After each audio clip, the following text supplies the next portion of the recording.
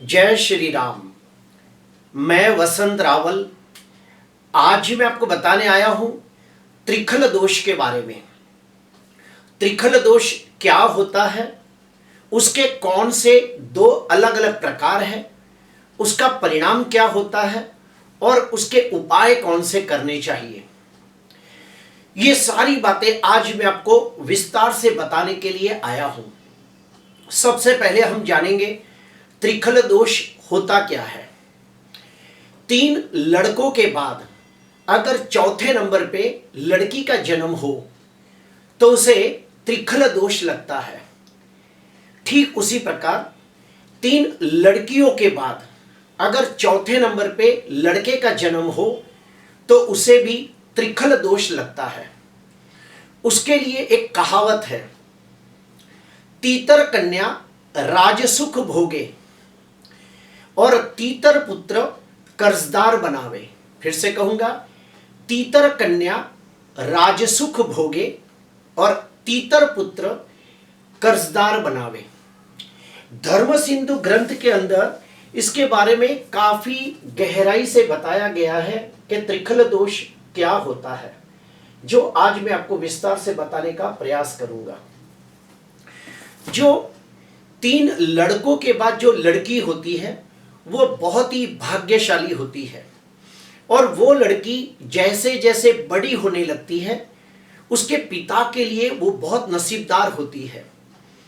अगर पिता नौकरी करता हो तो नौकरी में उनका इंक्रीमेंट होता है, उन्हें प्रमोशन मिलता है, वो और ज्यादा धनवान सुखी होते हैं। अगर वो लड़की के पिता अगर व्यापार करते हो यानी कि बिजनेसमैन हो तो वो लड़की जैसे जैसे बड़ी होने लगती है वैसे वैसे उसके पिता का व्यापार भी बढ़ने लगता है और व्यापार के अंदर उन्नति, प्रगति, विकास होने लगता है। उनके पिता को समाज के अंदर मान, सम्मान, पद, प्रतिष्ठा, यश, जश, कीर्ति प्राप्त होती है। वो लड़की बहुत ही भाग्यशाली होती है। जब तक वो माँ बाप के घर में रहती है, माँ बाप को धनवान बनाती है, और शादी होने के बाद जब वो अपने पति के घर जाती है तो अपने ससुराल को भी मालामाल कर देती है। इसके लिए एक विधि भी बताई गई है कि उसके चरण पादुका के छाप लिए जाए ताकि उसका थोड़ा सा भाग्य पिता के घर पे रह जाए। क्योंकि ऐसा भी देखा गया है कि कुछ लड़कियां बहुत नसीबदार होती है, उसके विवाह के बाद 5-10 साल होते होते उसके पिता की आर्थिक स्थिति में एकदम गिरावट आ जाती है, वो पायमाल हो जाते हैं, कर्जदार हो जाते हैं। हम वापस टॉपिक पे आएंगे। तो जो 3 लड़कों के बाद जो चौथे नंबर पे लड़की होती है वो बहुत ही भाग्यशाली, नसीबदार, किस्मत वाली होती है। वो जब तक माँ बाप के घर में रहती है, माँ बाप को मालामाल कर देती है, और विवाह के बाद जब ससुराल जाती है तो पूरे ससुराल पक्ष को धनवान, यशवान, कीर्तिवान बना देती है। लेकिन हाँ, उसमें एक माइनस पॉइंट भी देखा गया है कि वो लड़की जैसे जैसे बड़ी होने लगती है वैसे वैसे उसकी माता की तबीयत खराब होने लगती है और उसकी माता को शारीरिक बीमारियां बढ़ने लगती है। कुछ लोगों को थायराइड हो जाता है, किसको ब्लड प्रेशर, किसको शुगर हो जाता है, किसको ऑपरेशन आ जाते हैं, कुछ लोगों को मानसिक तकलीफें हो जाती है। तो जो लड़की की माता है उसे बहुत शारीरिक और मानसिक तकलीफें होते देखी गई है। इसीलिए 3 लड़कों के बाद जो लड़की होती है उसके लिए भी त्रिखल दोष शांति पूजा करने को कहा जाता है। अभी हम आते हैं दूसरे नंबर पे।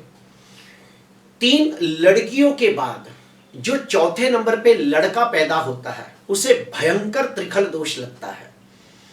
ऐसा माना गया है कि जो 3 लड़कियों के बाद जो लड़का होता है वो जैसे जैसे बड़ा होने लगता है पिता की तकलीफें बढ़ने लगती है, पिता की आर्थिक स्थिति में बहुत सारे विघ्न, अड़चने, रुकावटें, तकलीफें आने लगती है। अगर उसके पिता बिजनेसमैन हो तो बिजनेस में लॉसेस होने की संभावना बढ़ जाती है, और वो लड़का खुद जब 25 साल का हो जाता है उसके बाद उसके भी जीवन के अंदर जात जात की तकलीफें आती है। खास करके 3 तकलीफें देखी गई है। पहली, वो लड़का बुद्धिमान, गुणवान, तेजस्वी होने के बावजूद आर्थिक दृष्टि से उन्नति, प्रगति, विकास नहीं कर पाता। दूसरा, उसके हर काम के अंदर बहुत सारे विघ्न, अड़चने, रुकावटें, तकलीफें आती है, उसका हर काम अटक अटक के आगे बढ़ता है। तीसरा, उस लड़के को वो समाज के अंदर मान सम्मान भी प्राप्त नहीं होता, यानी कि मान सम्मान, पद प्रतिष्ठा भी प्राप्त नहीं होती जिसका वो हकदार होता है। इसलिए वो मानसिक दृष्टि से बहुत उदास, हताश, निराश हो जाता है। तो उसके लिए त्रिखल दोष शांति पूजा करनी चाहिए। अभी हम लोग जानेंगे कि त्रिखल दोष के उपाय के 3 मुख्य नियम क्या है। तो उसका मुख्य नियम यह है, पहला नियम यह है कि ये पूजा घर के अंदर गलती से भी नहीं करनी चाहिए। ये पूजा घर से 10 से 12 किलोमीटर दूर किसी मंदिर में जाके करनी चाहिए। खास करके शिव जी के मंदिर में, दुर्गा माता के मंदिर में ये पूजा करनी चाहिए। उसका दूसरा नियम है कि ये पूजा त्रिपाद नक्षत्र के अंदर ही करनी चाहिए, यानी कि जो नक्षत्र के अंदर सिर्फ 3 पद हो, ऐसे टोटल 5 से 6 नक्षत्र है, उसके अंदर ही ये पूजा की जाती है। यानी कि जो नक्षत्र को त्रिपाद नक्षत्र कहा गया है, उसी नक्षत्र के अंदर ये पूजा करनी चाहिए। और तीसरा नियम यह है कि बच्चे के जन्म के 3 साल के बाद, 6 साल के बाद, 9 साल के बाद, 12 साल के बाद, 15 साल के बाद ही ये पूजा करनी चाहिए। यानी कि बच्चे के जन्म के 3रे, 6वें, 9वें, 12वें, 15वें, 18वें, 21वें साल ये पूजा की जाती है। अभी हम जानेंगे कि पूजा में विधि विधान क्या होता है, वो भी मैं आपको बताना चाहूंगा। सबसे पहले इस पूजा के अंदर गौ मुख प्रसव शांति होती है। फिर से कहूंगा, गौ मुख प्रसव शांति। गौ यानी कि गाय, मुख यानी कि मुंह, प्रसव यानी कि डिलीवरी। गाय के मुख से दोबारा जन्म करना, इसे कहते हैं गौ मुख प्रसव शांति। ये पूजा पंडित जी करवाते हैं। अगर बच्चा छोटा हो तो उसे सूप में रखा जाता है और उसके ऊपर गेहूं और गुड़ रखा जाता है जो पकाया हुआ होता है। और जब गाय खाती है तो ये मंत्रोच्चार बोले जाते हैं। जब गाय गुड़ और गेहूं खाती है तो पंडित जी उसके मंत्रोच्चार करते हैं। अगर बच्चा बड़ा हो, यानी कि 15-20 साल का हो, तो वो बच्चा अपने हाथ के अंदर जो गुड़ और गेहूं को पकाया है, यानी कि उबाल के, गर्म पानी में उबाल के पकाया गया है, वो अपने हाथों से खिलाए। गाय की जीभ हाथ में टच होनी चाहिए। उस समय पंडित जी कुछ खास वैदिक मंत्रों का उच्चारण करते हैं। इसे कहते हैं गौ मुख प्रसव शांति। ये हो जाने के बाद दुर्गा माता या शिव जी के मंदिर के अंदर बैठ के पूजा शुरू होती है। सबसे पहले दीप पूजन किया जाता है। दीप पूजन होने के बाद संकल्प लिया जाता है कि हम ये कौन सी पूजा कर रहे हैं। त्रिखल दोष शांति पूजा कर रहे हैं, और इस दोष के अंदर बच्चे को भी तकलीफ ना हो, उसके घर वालों को भी तकलीफ ना हो, ये सब संकल्प में बोला जाता है। उसके बाद गणेश पूजन होता है। गणेश पूजन के बाद कलश पूजन होता है। उसके बाद पुण्यावाचन, उसके बाद मातृका पूजन, नवग्रह पूजन, नक्षत्र पूजन। ये सब होने के बाद 3 मुख्य भगवानों की पूजा की जाती है। ब्रह्मा, विष्णु, महेश, ये त्रिदेव की पूजा की जाती है। क्योंकि त्रिखल दोष है, तो त्रिखल दोष के लिए जो मेन 3 भगवान हैं, ब्रह्मा, विष्णु, महेश, ये तीनों की एक साथ पूजा की जाती है। ये पूजा होने के बाद होम हवन होता है, और होम हवन के अंदर जितने भी भगवानों का आह्वान हुआ है उस सबको आहुतियां दी जाती है। ये हो जाने के बाद फिर होता है अभिषेक। अभिषेक कैसे किया जाता है वो भी मैं आपको बताऊंगा। 27 अलग अलग झाड़ों के पत्तों को तोड़ के गर्म पानी में उबाला जाता है, और वो पानी जब ठंडा हो जाता है तो जिस बच्चे को त्रिखल दोष है उसके ऊपर पानी की धारा की जाती है, और उस समय पंडित जी कुछ वैदिक मंत्रों का उच्चारण करते हैं।